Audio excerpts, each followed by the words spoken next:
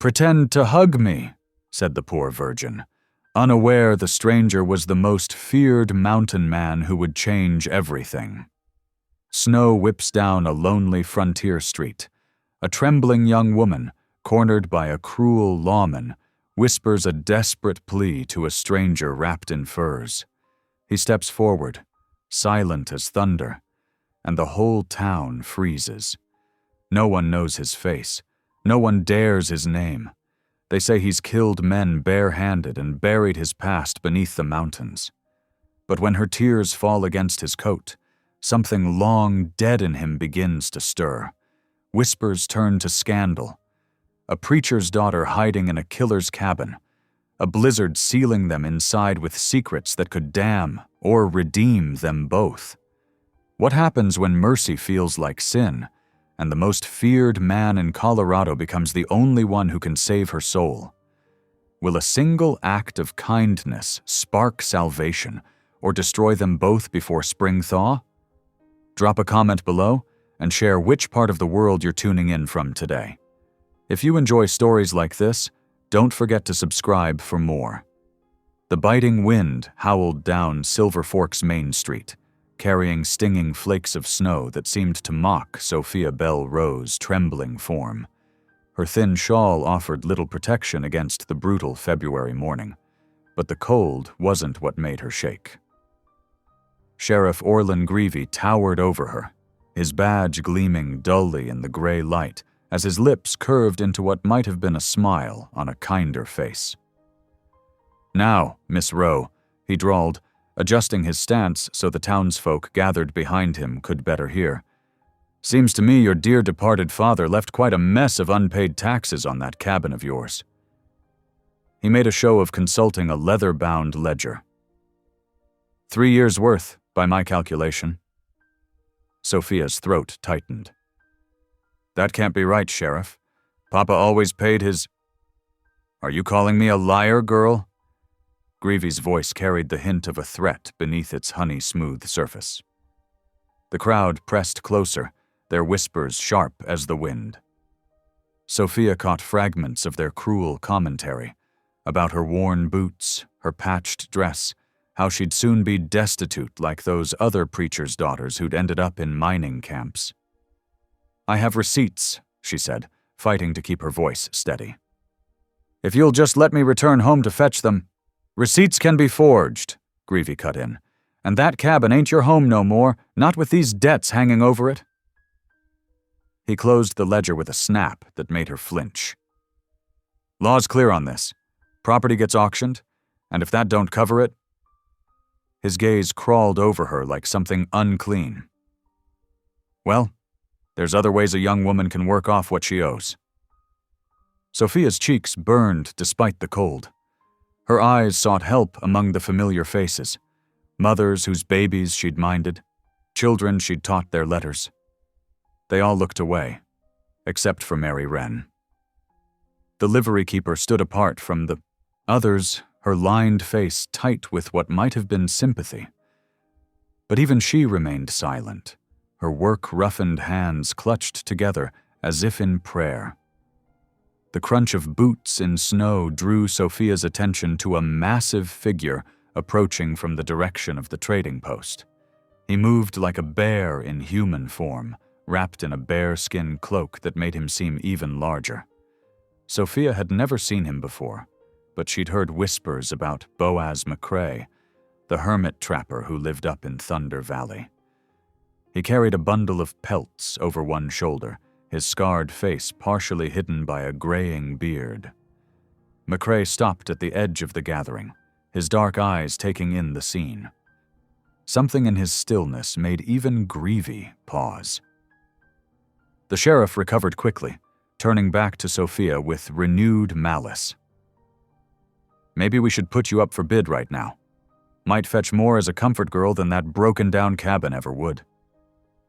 He reached for her arm. "What do you say, boys? Anyone want to make an opening offer?" Several men laughed, ugly sounds that seemed to echo off the false-fronted buildings. Sophia's vision blurred with tears she refused to let fall. But when Greevy's fingers brushed her sleeve, Something inside her cracked. "Please," she whispered, turning desperately towards the silent mountain man. "Pretend to hug me. Please, before they laugh me out of God's sight." For a heartbeat, nothing moved except the swirling snow. Then McCrae handed his bundle to a startled bystander and stepped forward. His bearskin cloak engulfed her as his arms closed around her shoulders, gentle despite their obvious strength. He smelled of wood smoke and pine, and though he said nothing, Sophia felt his chest rise and fall in what might have been a sigh. The street fell silent. Even the wind seemed to hold its breath. Sophia pressed her face against the rough fur, feeling safer than she had since her father's death, despite the stranger's fearsome appearance. McCrae's embrace was careful, almost awkward, as if he'd forgotten how to offer comfort. But his bulk shielded her from both the cutting wind and the cruel stares of her neighbors. "Well, ain't this touching?" Greavy's voice dripped with sarcasm. "The bear of the divide, playing protector to our little charity case." McCrae's arms tightened slightly, but he remained silent. Mary Wren finally stepped forward, her boots crunching in the snow. "That's enough, Orlin. You've had your fun." "Fun?" Greavy's face hardened. "This is official business, Mrs. Wren, unless you're aiming to pay the girl's debts yourself." "I aim to see the truth of them first," Mary said. "My Harrison kept all the tax records when he was alive, and I don't recall Preacher Rowe ever missing a payment." "Your memory ain't law," Greavy snapped, "and this ain't your concern." "Maybe it ought to be all our concern," Mary replied, her voice carrying clearly now. "Seeing as how quick you've been to claim property lately.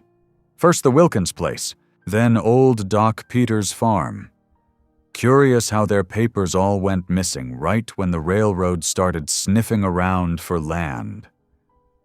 A murmur went through the crowd. Greavy's hand drifted toward his gun belt. "Careful, widow," he said softly. "Slander's a serious charge."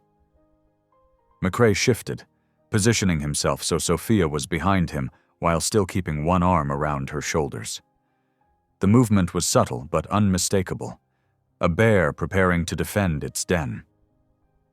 "Think there's been enough charges today," he said, his voice low and rough from disuse. "Girl stays with me till this gets sorted proper." Greavy's eyes narrowed. "You volunteering to pay her debts, McCrae?" "Volunteering to see them proved first." McCrae's free hand rested casually near the knife at his belt. "Reckon a man of law won't object to that." More whispers rippled through the watching townsfolk. Sophia felt the shift in the air, from entertainment to unease. Nobody had challenged Greavy openly in years, and certainly not over someone as insignificant as a dead preacher's daughter. "This is none of your affair," Greavy said, but there was a note of uncertainty in his voice now. "You're not even a proper citizen of this town." "No," McCrae agreed. "Just a man who knows the difference between law and theft." Mary Wren moved to stand beside them, her chin lifted. "I'll witness any papers need witnessing, and I reckon others here might have memories worth sharing about Preacher Rowe's dealings." She looked around the crowd. "Lest they're all too scared to speak truth in broad daylight." Several people shuffled their feet, avoiding her gaze. But others straightened their shoulders, including Mrs. Henderson from the Mercantile and old Tom Baker who ran the livery feed store. Greavy's face darkened as he gauged the changing mood. His hand still hovered near his gun, but drawing on an unarmed man, even one as notorious as Boaz McCrae, in front of half the town might cause more trouble than this particular scheme was worth. "Fine," he spat. "Take her, but this ain't finished. That cabin's still under lien until I see proof of payment." He jabbed a finger at Sophia. "You got 1 week to produce those receipts, girl. After that, we do this my way." He turned on his heel and stalked away, snow crunching under his boots. The crowd began to disperse, though Sophia noticed several people lingering to watch what would happen next. She realized she was still pressed against McCrae's side, his bearskin cloak partially wrapped around her. Embarrassment flooded her cheeks as she stepped back. "I'm sorry," she whispered. "I shouldn't have. Thank you, but no need," he said gruffly. "Man like that only understands strength." He looked down at her, his dark eyes unreadable. "You got somewhere safe to go?" Before Sophia could answer, Mary Wren stepped in. "She'll stay with me tonight. We'll sort through my Harrison's old papers, see what we can find about those supposed taxes." She touched Sophia's arm. "Come along, child. Let's get you warm." Sophia hesitated, looking up at the mountain man who'd defended her so unexpectedly. "Mr. McCrae, I don't know how to repay your kindness." Something flickered across his scarred face. Pain, or perhaps memory. "No debt between us," he said. "Just—" He paused, seeming to struggle with words. "Be careful. Man like Greavy, he don't forget being shamed." "None of us are going to forget this morning," Mary said firmly. "About time somebody stood up to him." She eyed McCrae thoughtfully. "You'll stay in town till this is settled?" He nodded once, retrieved his bundle of pelts, and turned away without another word. Sophia watched him stride down the snowy street, his massive form somehow merging with the swirling white, despite his size. "Come on," Mary said gently. "Let's get some hot tea in you before you freeze solid." She started leading Sophia toward the livery, then paused. "You really do have those receipts, don't you?" "Yes," Sophia said. "Papa kept everything in his Bible, neat as can be, but—" She swallowed hard. "What if they're not enough? What if the sheriff—" "Then we'll face that when it comes," Mary interrupted. "One step at a time, child. The Lord provides, even if his help comes wearing a bearskin cloak." Sophia let herself be guided toward the warmth of Mary's rooms behind the livery, but she couldn't help glancing back one more time. The snow was falling harder now, but she could still make out McCrae's tracks, huge prints in the fresh powder heading toward the trading post. They seemed to her like marks of protection, as if their very presence might keep Greavy's schemes at bay. She touched her shoulders where the bearskin cloak had sheltered her, remembering the gentle strength of arms that could have crushed her but chose to defend instead. In that embrace, she'd felt something she hadn't experienced since her father's death. Safety, yes, but also a spark of hope that perhaps she wasn't as alone in this struggle as she'd feared. The wind howled down Main Street, erasing tracks and secrets alike beneath its white blanket. But some marks, Sophia knew, went deeper than snow could reach. This morning had changed something in Silver Fork, though whether for good or ill remained to be seen. For now, she followed Mary Wren's steady footsteps, carrying the memory of unexpected kindness like a warm coal against her heart. Boaz McCrae's arms fell away from Sophia, leaving her exposed to the bitter wind once more. But the warmth of his protection lingered, a shield stronger than his bearskin cloak against Sheriff Greavy's predatory gaze. "She's under my protection." Boaz's voice carried across the snow-filled street, quiet but as immovable as the mountains themselves.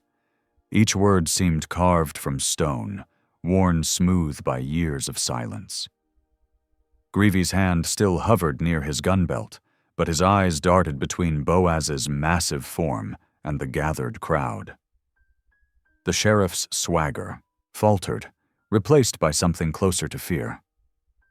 Everyone in Silver Fork knew the stories about the Bear of the Divide, how he'd survived alone in the high country for 15 years, how his cabin was built on sacred ground where even the Utes wouldn't venture. "Your protection?" Greavy sneered, but his voice cracked slightly. "Since when does a mountain hermit care about town matters?" "Since now." Boaz didn't move, didn't raise his voice, but something in his stance made the sheriff step back. The crowd began dispersing, boots scuffling through fresh snow, shoulders hunched with the weight of their own cowardice. They'd come for entertainment, the spectacle of a preacher's daughter brought low, but found themselves witness to something altogether more dangerous: defiance of Greavy's authority. Sophia stood trembling, her tears freezing where they'd fallen on Boaz's sleeve. "Thank you," she whispered, though the words seemed woefully inadequate. "I don't know what I would have—" But Boaz was already turning away, his long stride carrying him toward Hendrik's trading post. The bell above the door jangled as he disappeared inside, leaving Sophia alone in the swirling snow. Inside the trading post, Boaz moved between the crowded shelves, aware of the sudden hush that fell over the other customers. He could hear their whispers, clear as creek water over stones. "That's him. The bear. Killed 3 men with his bare hands up near Thunder Pass. Nobody crosses his trail and lives to tell about it. Heard he went native after his woman died." Boaz ignored them, laying his bundle of pelts on Hendrik's counter. The store owner hurried over, nervous fingers counting out payment while barely looking at the fur's quality. Boaz had learned long ago that fear made for poor bargaining, but fair prices. He pocketed the money and gathered the supplies he needed: coffee, salt, ammunition for his Sharps rifle. Through the frost-rimed windows, he caught glimpses of Sophia moving down the street, her shawl pulled tight against the wind. He watched as she approached Ma Conley's boarding house, saw the door shut in her face before she could even speak. The same scene repeated at the Miller place, then at Widow Patterson's. "Ain't proper," he heard a woman whisper behind him. "Taking up with the bear of the divide, and her a preacher's daughter. Always knew she'd come to no good, living alone in that cabin. Probably been meeting him up there all along." Boaz's hands tightened on the counter, knuckles white. He'd forgotten how poison spread in towns, how quickly lies could steal a person's good name. He'd chosen the high country precisely to escape such things, to live where only the truth of survival mattered. The day faded early, as winter days do in the mountains.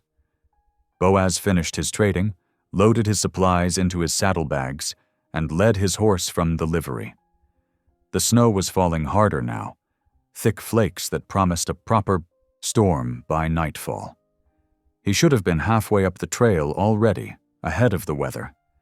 Instead, he found himself walking past the blacksmith's shop, where the last gleam of forge light painted the snow orange.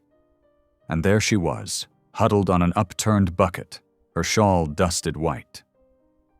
Sophia looked up at his approach, her face pale but composed. "Mr. McCrae, I'm sorry if I caused you trouble today." "Ain't caused nothing," he said gruffly.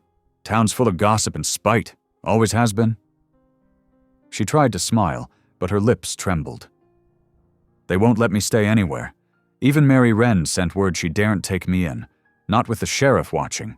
I thought I could sleep in the forge once Mr. Evans banks the fire, but he says it wouldn't be proper." Boaz looked at the sky, heavy with snow and gathering dark. The temperature was dropping fast, too fast for anyone to survive a night in the open, proper or not. He thought of his cabin, 15 years empty of any voice but his own. Thought of the memories that haunted its corners, the ghosts he'd learned to live alongside. "Storm's coming," he said finally. "Bad one." "Yes." She pulled the shawl tighter, though it did little against the cold. "I suppose I could try walking to the mission at Crystal Creek." 30 miles. You'd freeze before you made 5. She fell silent, and Boaz knew she understood the truth of it. Death walked these mountains in winter, quiet as falling snow, patient as the stars. He'd seen what happened to those who underestimated its hunger. "My cabin," he said, the words feeling strange in his mouth. "Until the storm passes. Got spare blankets, dry wood?" Sophia's eyes widened. "Oh, I couldn't." "Can't stay here."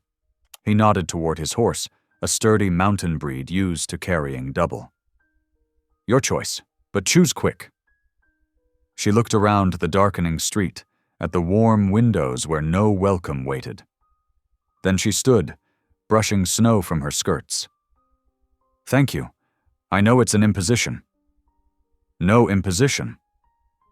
He helped her mount, noting how little she weighed, how her hands were red with cold. "Hold tight to the saddle horn. Trail gets steep."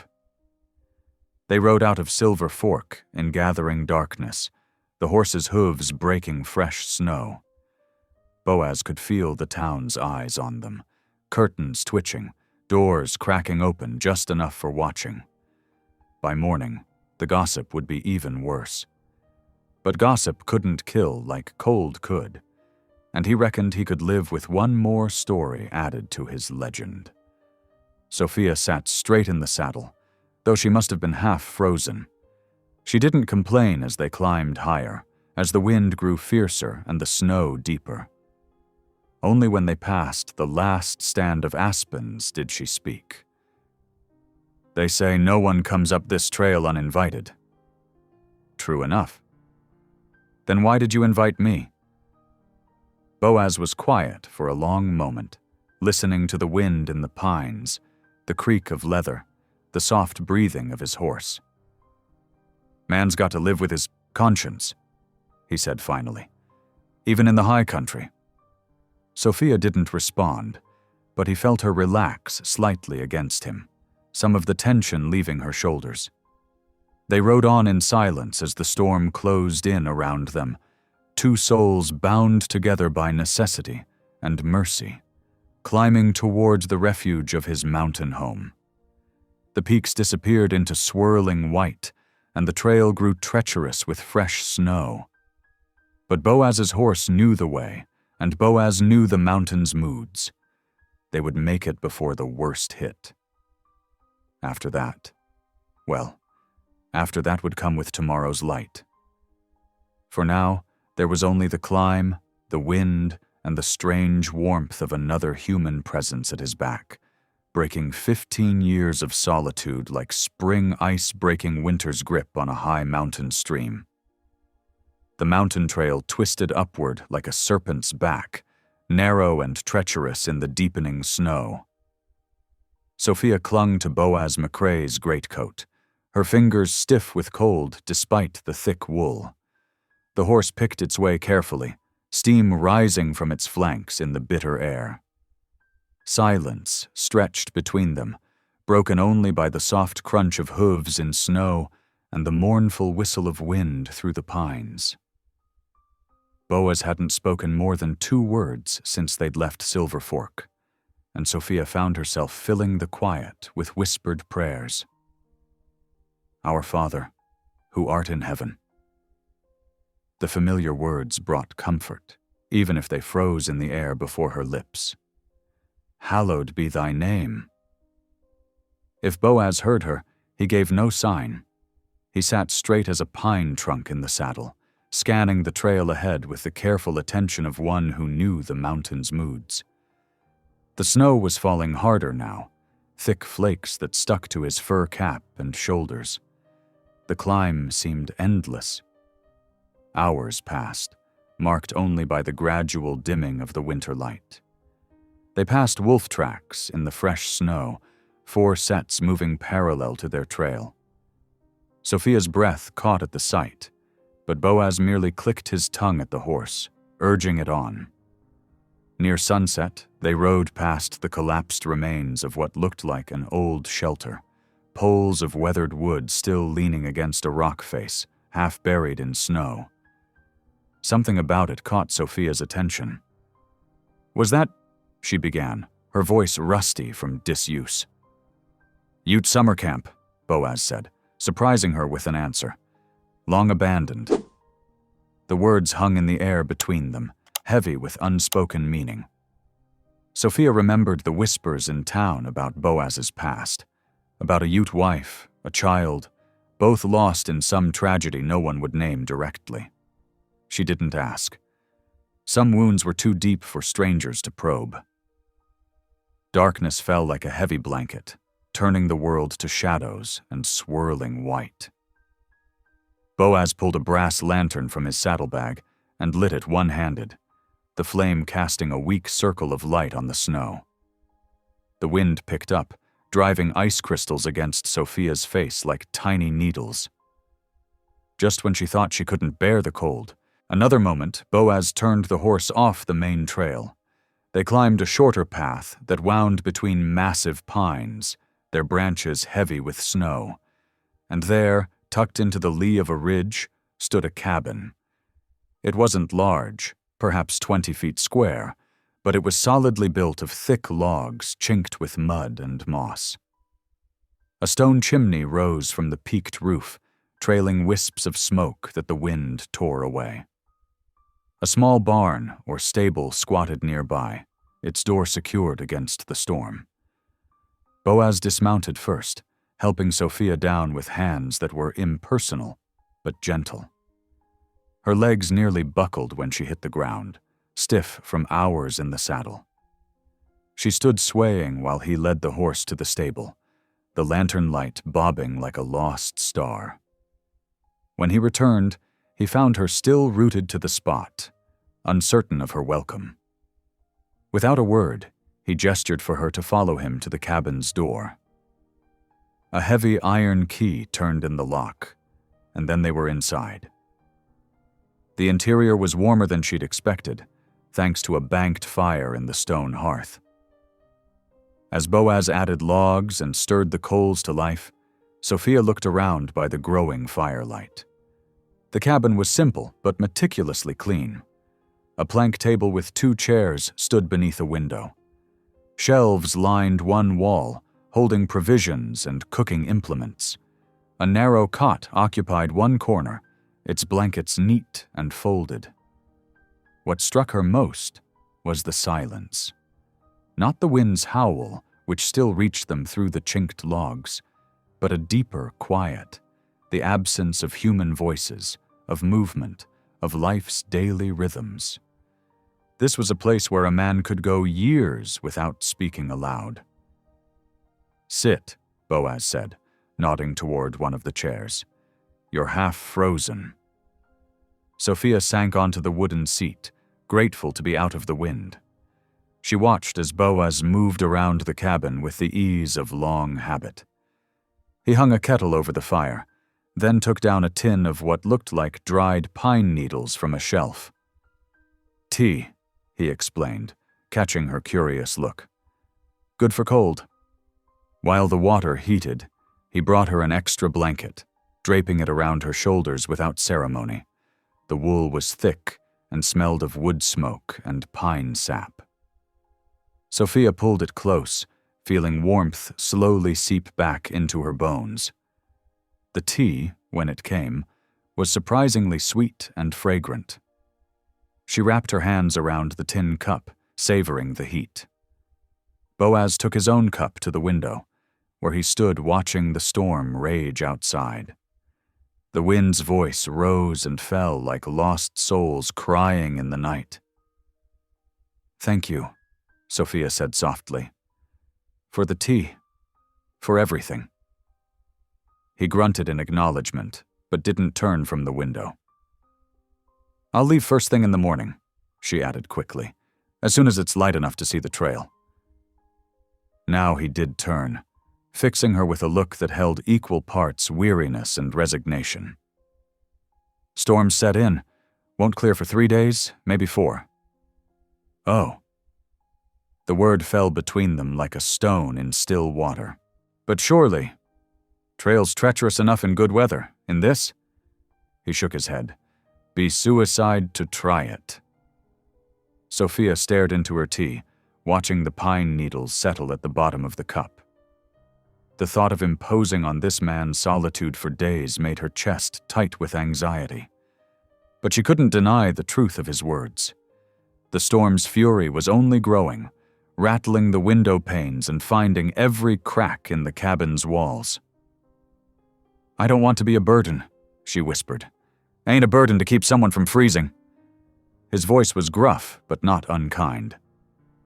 "Take the cot. I'll sleep by the fire." "Oh no, I couldn't.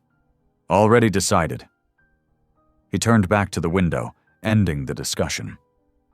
Sophia recognized the futility of arguing. Instead, she sipped her tea and tried to still the trembling in her hands. The day's events felt like a dream, or perhaps a nightmare. That morning, she'd woken in her father's cabin, worried about unpaid taxes. Now she sat in the home of the notorious Bear of the Divide, branded by town gossip and saved by a stranger's mercy. When she finished her tea, Boaz took the cup without a word and set it aside for washing. He added more wood to the fire, then spread his bedroll on the plank floor nearby. The efficiency of his movements spoke of years of solitary routine, now altered by her presence. Sophia perched uncertainly on the edge of the cot, still wrapped in the borrowed blanket. She should pray, she knew, give thanks for shelter, ask guidance for the days ahead. But the words wouldn't come. Instead, she found herself listening to the storm's voice, so different here in the high country than it had been in town. Wilder, more ancient, like the mountain itself was singing some eternal, wordless hymn. "Sleep," Boaz said from his place by the fire. "Morning comes early up here." She lay down, fully clothed except for her boots, and pulled the cot's blankets up to her chin. The mattress was stuffed with fresh pine needles, their sharp, sweet scent rising with every movement. Despite her anxiety, exhaustion pulled at her like a heavy tide. Outside, the wind howled like a pack of ghostly wolves, hunting memories through the dark. But inside the cabin, the fire crackled steadily, and Boaz's presence was solid and reassuring as a mountain at her back. Her last thought before sleep took her was that perhaps this was God's answer to her prayers after all. Not deliverance from trouble, but shelter in its midst. Boaz stayed awake long after Sophia's breathing settled into the rhythm of sleep. He sat with his back against the warm stones of the hearth, watching shadows dance on the cabin's walls. It had been 15 years since a woman's presence had softened these rough corners. 15 years of silence and solitude, broken only by occasional trading visits to town and rare conversations with Little Red Hawk or other Ute hunters who still considered him kin. Now this slip of a preacher's daughter slept in his cot, her face peaceful in the firelight. He didn't know what impulse had led him to offer shelter. Perhaps the same instinct that had made him step forward in town when she pleaded for help. Or perhaps it was simply that he recognized something in her eyes. The look of someone who had nowhere else to turn. The storm raged on, but Boaz knew his cabin would hold. He'd built it strong, seeking not comfort, but fortress against memory. Yet somehow, tonight, with another soul breathing soft and steady nearby, the walls felt less like barriers and more like protection. He banked the fire for the night, careful to keep the flames low but steady. Then he stretched out on his bedroll, letting the familiar sounds of wind and creaking timber fill his mind. Tomorrow would bring its own challenges. For now, there was only the storm, the warmth of the hearth, and the strange peace of shared solitude. Morning crept into the cabin like a shy visitor, frost-filtered sunlight casting pale diamonds through the window panes. Sophia woke to the steady rhythm of an axe splitting wood outside. The sound was somehow reassuring, a heartbeat of civilization in this wild place. She sat up slowly, still wearing yesterday's clothes, and smoothed her hair as best she could. The fire had burned low during the night, but the cabin retained enough warmth to keep the worst of the mountain chill at bay. Boaz's bedroll was already neatly stowed against the wall. Now alone in the cabin for the first time, Sophia allowed herself to really look at her temporary sanctuary. Morning light revealed details lost in last night's shadows. Cured pelts hung from the rafters. Fox, beaver, and what looked like mountain lion. Their presence reminded her of exactly who had taken her in. The Bear of the Divide, a man whose reputation sparked fear in the valley below. But the cabin itself spoke of care, not violence. Every surface was swept clean, every tool hung in its proper place. A shelf near the stove held neat rows of preserved foods in glass jars, proof that her host was more than just a trapper. Dried herbs hung in bundles from the ceiling beams, filling the air with subtle fragrance. Near the window, a small table held items that seemed out of place in this bachelor domain.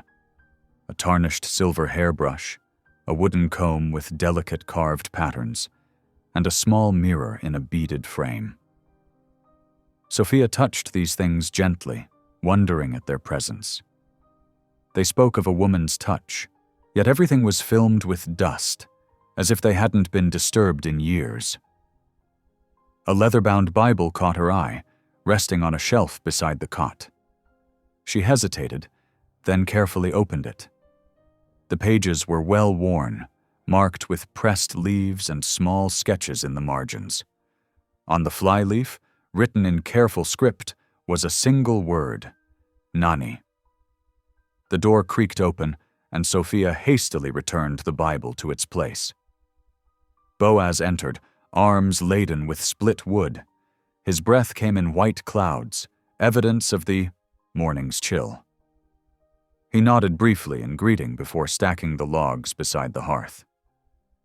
"I could make breakfast," Sophia offered, eager to be useful. "To thank you for—" "No need." His voice was gruff, dismissive. "Please." She gestured at the provisions she'd noticed. "I'm a fair cook, and it's the least I can do." Boaz studied her for a long moment, his expression unreadable. Finally, he gave a short nod. "Coffee's in the blue tin, cornmeal in the crock." Sophia set to work with quiet efficiency, grateful for something to do. She built up the fire and set water to boil, measuring coffee grounds carefully. She could tell they were precious this far from town. While cornmeal mush cooked in a cast-iron pot, she found dried berries to sweeten it. They ate in silence, but it was a less uncomfortable quiet than the night before. When Boaz finished, he cleared his throat. "Need to set some rules." Sophia set down her spoon, waiting. "You'll be safe here," he continued, his voice matter-of-fact. "But we keep to our own corners. No questions about my business. No wandering off. Mountain's dangerous this time of year." "Of course." She folded her hands in her lap. "I understand completely." He nodded, satisfied. "Roof needs patching before the next storm. Could use an extra pair of hands, if you're willing." "I am." The prospect of physical work was welcome. Anything to repay his kindness and keep her mind from dwelling on her situation. The morning passed in steady labor. Boaz worked on the roof while Sophia handed up supplies and melted snow for water. The task was simple but vital. Even small leaks could turn deadly in mountain winters. Despite his size, Boaz moved with surprising grace as he repaired damaged shingles and reinforced weak spots. By afternoon, clouds were building again over the peaks. Sophia's hands were chapped from cold and rough wood, but she felt oddly satisfied. There was honesty in this work, so different from the artificial politeness of town life that had turned so quickly to cruelty. As she worked, she found herself humming softly, an old habit learned from years of helping her father with his circuit duties. Without thinking, the humming shaped itself into words, a hymn her father had often sung while tending to the sick or comforting the grieving. "Come, thou fount of every blessing, tune my heart to sing thy grace." The sound of hammering above her stopped abruptly. Sophia looked up to find Boaz staring down at her, his face gone pale beneath his beard. Stop." His voice was thick, almost strangled. "That song, don't sing it." "I'm sorry, I didn't mean to. Just don't." He turned away sharply, but not before she saw the raw pain in his eyes. The rest of the afternoon passed in tense silence. Boaz finished the roof alone, his movements now sharp and aggressive. Sophia retreated to the cabin, feeling as if she'd unknowingly stepped on sacred ground. She busied herself with small tasks, sweeping, arranging, kindling, anything to keep her hands occupied and her mind from wondering about what memories her song had stirred. Night fell early, as it did in the mountains. Fresh snow began to drift down, tiny flakes catching the last light like falling stars. Inside, Sophia prepared a simple supper of beans and salt pork, setting Boaz's portion near the fire when he didn't come in to eat. She was nearly asleep when she heard the door open and close softly. Through half-closed eyes, she watched as Boaz settled by the hearth, staring into the flames as if searching for something lost in their depths. The firelight carved deep shadows in his face, making him look older, more vulnerable than she'd yet seen him. His hand strayed to something hung on a leather cord around his neck, a small pouch she hadn't noticed before. His fingers traced its beaded patterns with the gentleness of a man handling precious memories. In the firelight, Sophia caught a glimpse of his expression and had to close her eyes against its naked grief.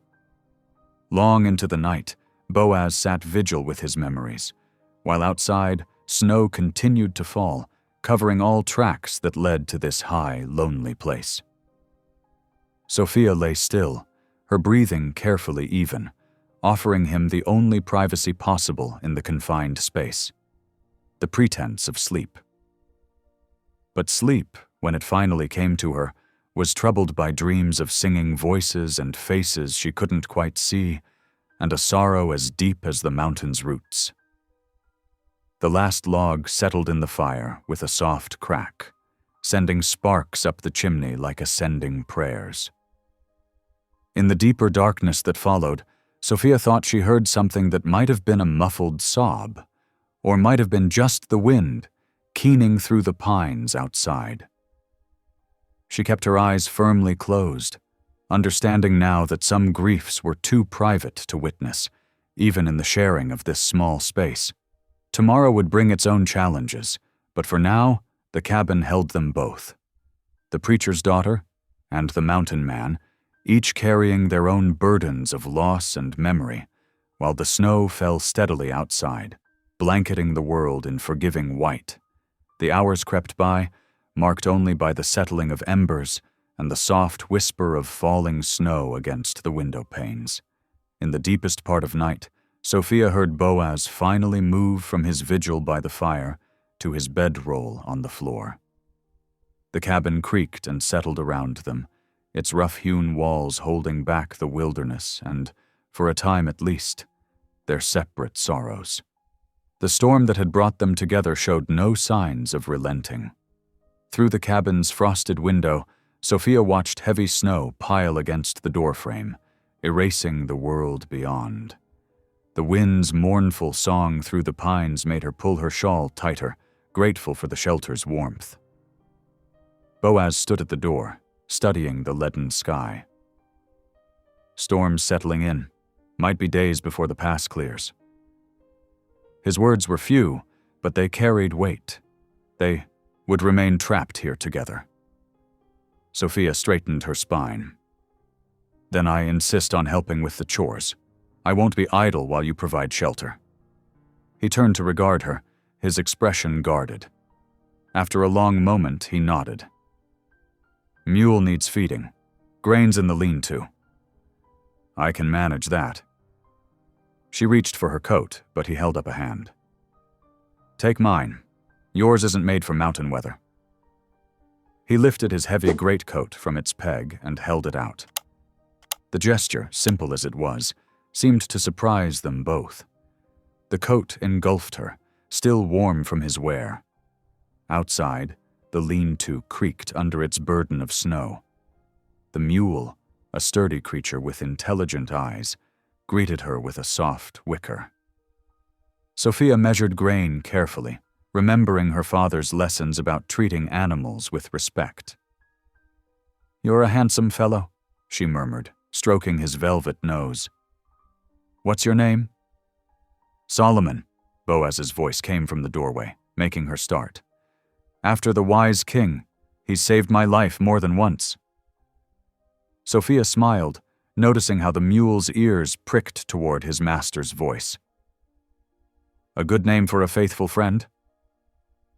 Back inside, she took stock of their supplies. Beans, salt pork, cornmeal, coffee, simple fare, but enough to sustain them. She set about preparing dinner, humming softly but careful to avoid hymns after yesterday's reaction. "These need mending," she said later, holding up one of his shirts she'd found with a torn sleeve. "I have thread in my bundle." Boaz looked up from cleaning his rifle. "Don't trouble yourself." "It's no trouble. Idle hands aren't good for anyone."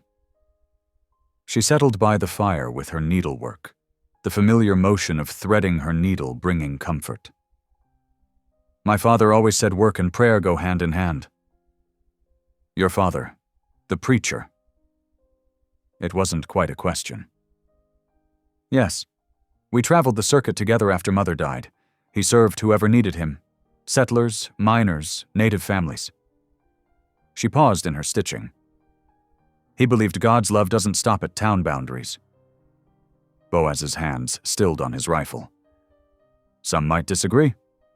Many did, but he'd say, "God doesn't give up on the mountain men, only the ones who stop climbing." She glanced at him. He meant it literally and figuratively. A log shifted in the fire, sending sparks dancing. Boaz remained silent, but she could feel him listening. Days passed in similar fashion. The storm raged, then ebbed, then gathered strength again.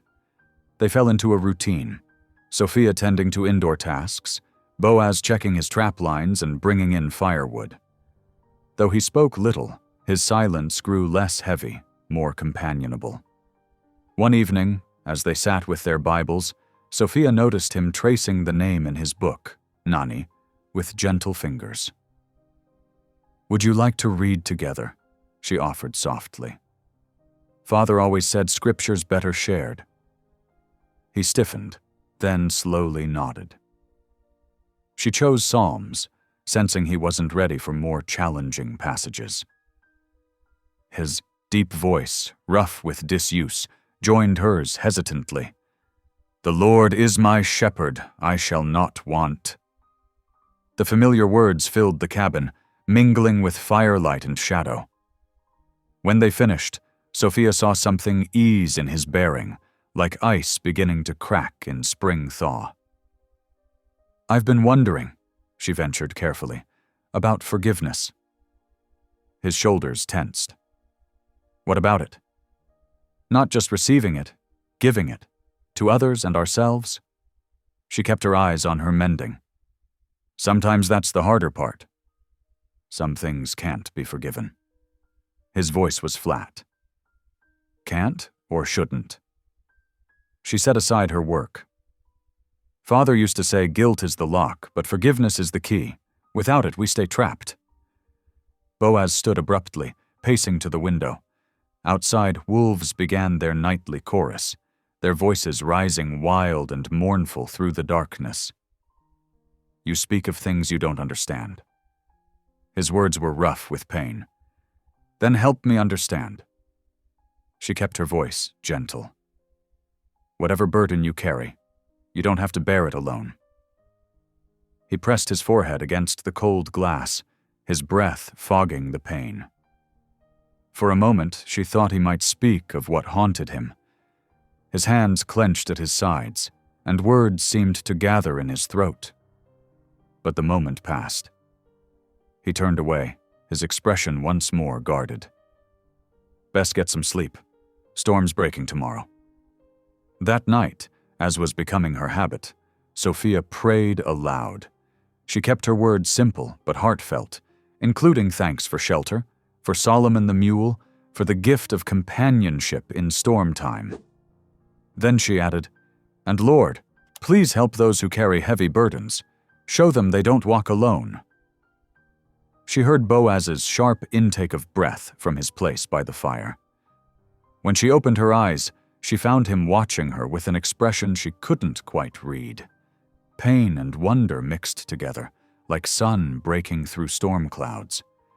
The wolves sang on, their voices echoing off the mountain faces. But inside the cabin, something had shifted. The silence between them felt different now, not like a wall, but like a bridge waiting to be crossed. They shared this peace, fragile as new ice, each understanding that words could either strengthen or shatter it. Sophia watched the firelight play across Boaz's scarred hands as he stoked the embers.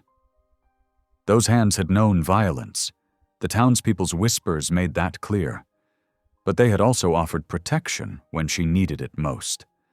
They had built this shelter, tended animals, held a Bible with reverence. Perhaps, she thought, that was what redemption looked like. Not a sudden transformation, but a slow return to gentler ways.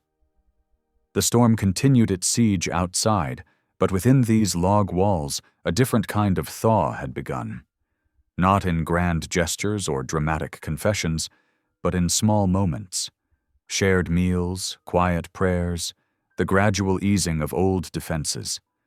Like spring coming to the high country. Not all at once, but in tiny increments, each one a victory over winter's grip. As she drifted toward sleep, Sophia heard Boaz moving quietly around the cabin, checking the fire, adjusting blankets against drafts. These small acts of care spoke louder than words, suggesting that perhaps her father had been right. Even the longest climb began with a single step upward. The wolves' song faded into the night, replaced by the soft whisper of falling snow and the steady breathing of two people finding unexpected sanctuary in each other's presence. Whatever daylight might reveal, this moment held its own kind of grace.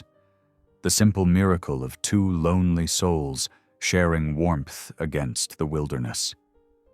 The mountain night pressed close against the cabin windows, darker than usual without moonlight.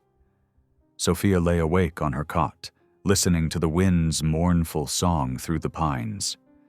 The fire had burned low, casting flickering shadows across the rough-hewn walls. Boaz's steady breathing from his place near the hearth had become a familiar comfort over these past few nights. A sudden movement broke the quiet. Boaz twitched in his sleep, muttering words she couldn't understand.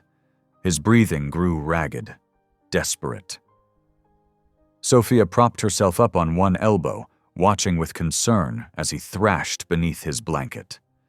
Without warning, he bolted upright with a terrifying shout, words in Ute that tore from his throat like they were being ripped from somewhere deep and wounded. His arm caught the fire grate, sending it crashing across the floor in a shower of sparks.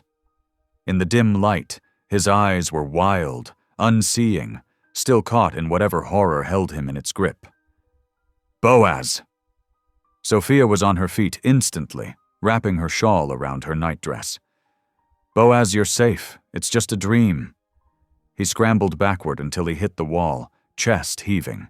His hands were raised as if warding off invisible attackers.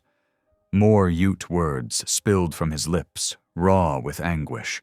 Without hesitation, Sophia crossed to him, kneeling just out of reach.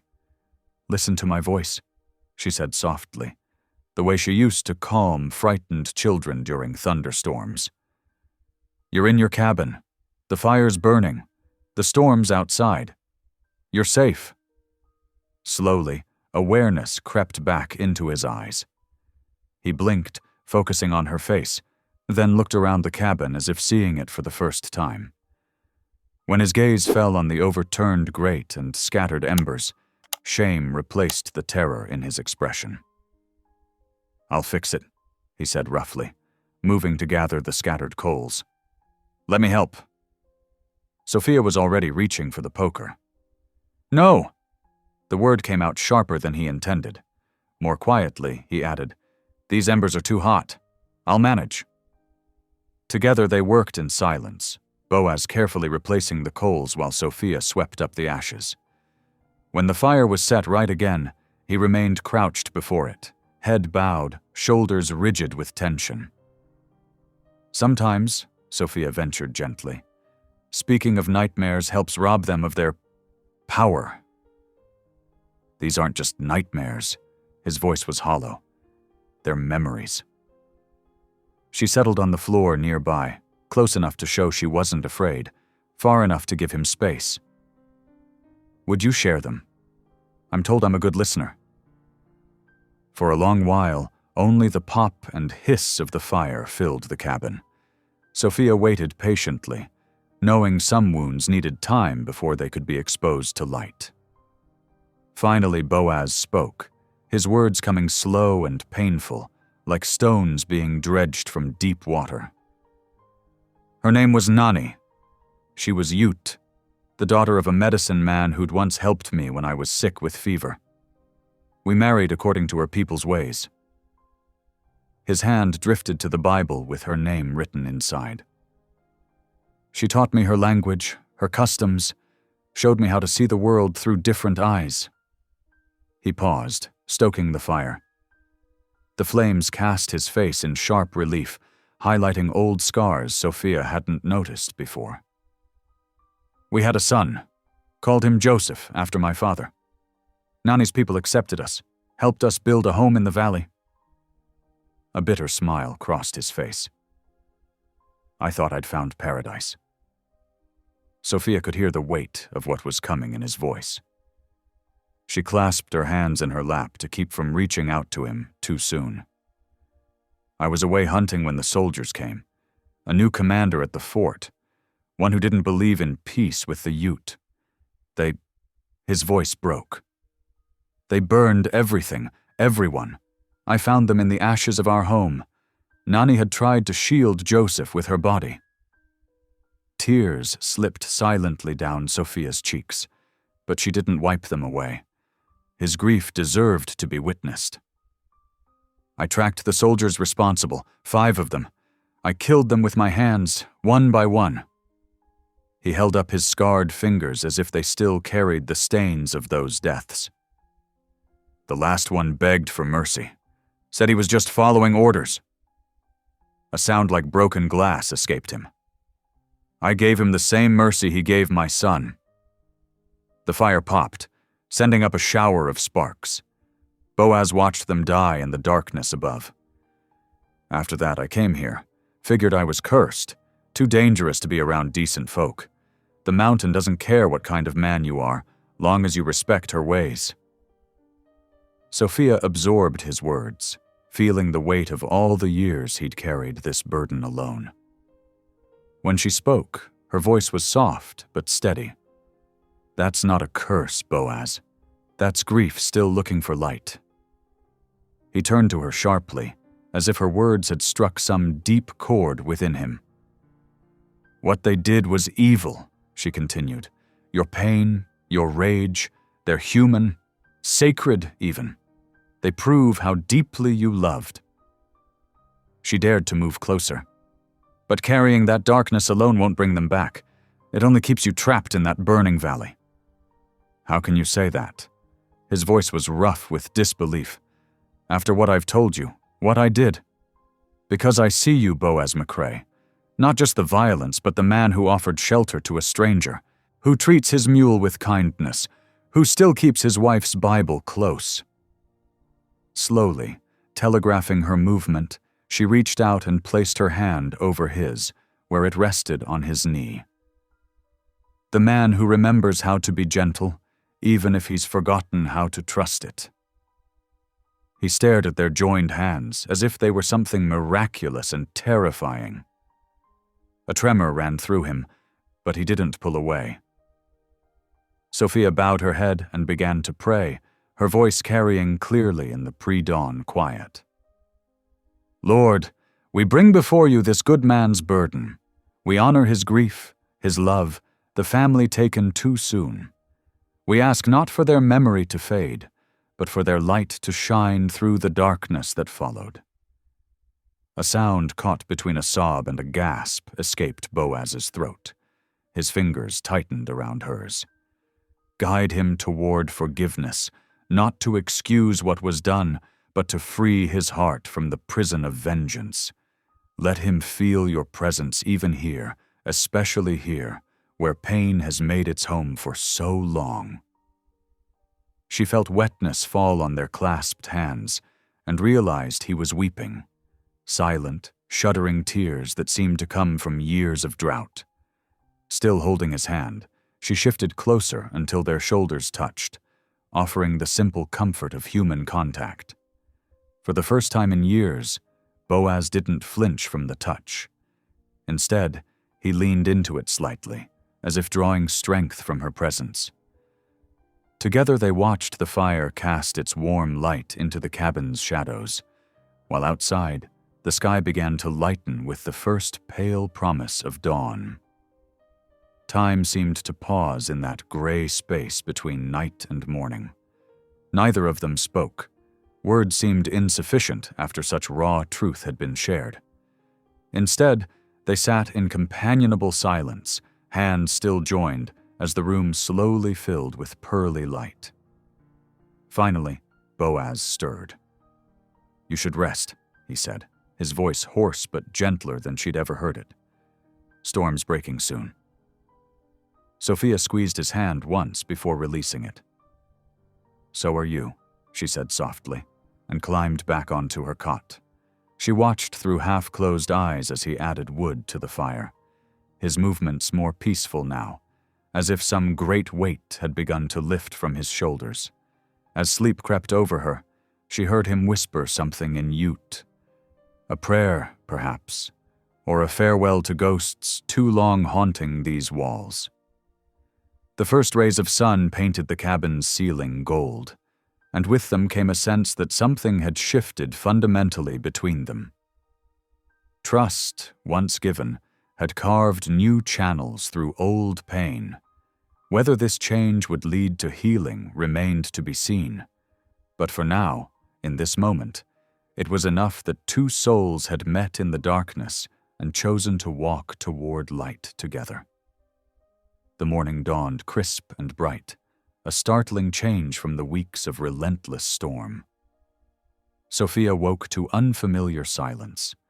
No howling wind, no ice pellets rattling against the cabin's wooden walls. Through the frost-rimmed window, brilliant sunlight streamed in, casting rainbow patterns across her borrowed quilt. Boaz was already up, stirring the breakfast fire. He paused at the window, squinting. "Storms broke," he said simply, but there was something lighter in his voice, as if the weather had lifted a weight from his shoulders too. Sophia wrapped her shawl tightly and joined him at the window. The world outside had been transformed into a glittering expanse of white, unmarred save for the gentle ripples where wind had sculpted the snow.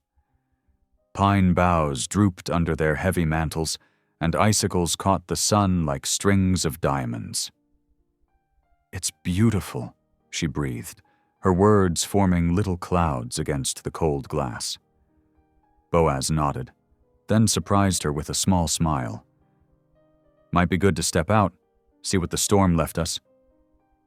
They bundled up, Sophia in her patched coat and a pair of Boaz's extra wool socks pulled over her boots, Boaz in his familiar bearskin.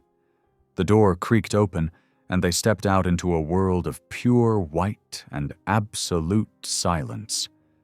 The brightness was almost painful. Snow stretched in every direction, unbroken save for the dark shapes of trees. The air was so crisp it seemed to crackle in their lungs. After weeks confined indoors, the vastness felt overwhelming. Sophia took a tentative step, then laughed as her foot sank knee-deep into the powder. She tried to take another step and stumbled, catching herself against Boaz's arm. To her delight, he chuckled. A rusty sound, as if he'd nearly forgotten how.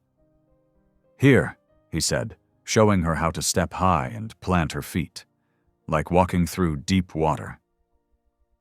They made their way carefully around the cabin, checking for damage from the storm. The roof had held thanks to their repairs, though massive icicles now fringed the eaves. Near the woodpile, Boaz stopped suddenly, pointing to the snow. "See there?" Sophia looked where he indicated. A series of delicate prints crossed the snow, 4 tiny paws in a hopping pattern, with a line drawn between them. "Rabbit," he explained. "Tail makes that center mark. These are fresh, probably just before dawn." He showed her other signs she would have missed. The wing prints where an owl had swooped low, the place where a deer had pawed through the snow to reach buried grass, the subtle depression that marked a fox's den beneath a fallen log. "You read the snow like a book," she said admiringly. He shrugged, but she could tell he was pleased. "Had good teachers." His expression grew distant for a moment, and she knew he was thinking of Nani. To draw him back to the present, she asked, "Could you show me how to set snares? If I'm to stay up here, I should learn to help provide." The request seemed to surprise him, but he nodded. They spent the next hour gathering thin, flexible branches and wire from his stores. Boaz demonstrated how to bend the branches into springs, how to set the wire loops just so, where to place them along the rabbit runs. Sophia proved an apt pupil, her small hands quick to learn the knots. When she successfully set her first snare, Boaz gave her an approving nod. "Good. Tight, but not too tight. Rabbit won't suffer long." "Thank you," she said softly, understanding this was more than just a lesson in survival. It was trust, offered one small skill at a time. They worked their way around the cabin's perimeter, setting more snares. The physical labor felt good after so many days indoors, and Sophia found herself humming as she worked. The tune came naturally, an old lullaby she'd learned years ago during her father's circuit ministry. She was coiling another length of wire when she realized Boaz had gone very still beside her. His face had drained of color, and his hands trembled as he stared at her. "Where did you learn that song?" he whispered. Sophia paused, trying to recall. "From a Ute woman, years ago. My father was visiting their summer camp, offering baptisms. She had a new baby, and while father spoke with the elders, she taught me the tune. Said it was about stars falling like snow." "Like snow becoming stars again," Boaz finished hoarsely. "It was Nani's song. Her grandmother taught it to her, and she sang it to our son every night." The wire slipped from Sophia's numb fingers. "Oh," she breathed. "Oh, Boaz, I'm so sorry, I didn't know." But he was shaking his head, tears freezing on his cheeks.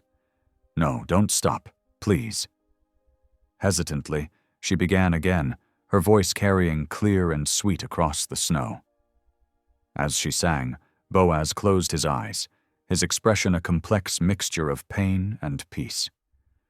When she reached the final verse, his deep voice joined hers, rough but true, adding words in Ute that she didn't understand but felt in her heart.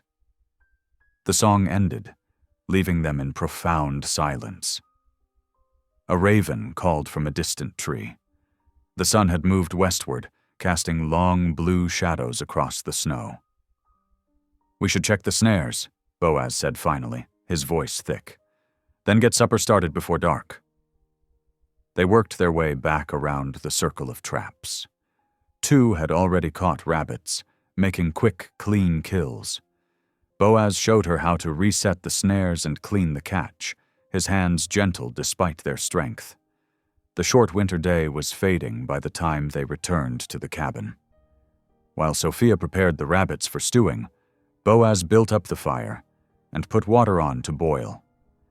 They moved around each other in the small space with an ease that would have been unthinkable weeks ago.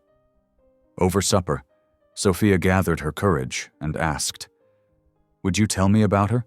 The woman who taught me that song?" Boaz was quiet so long she thought he wouldn't answer.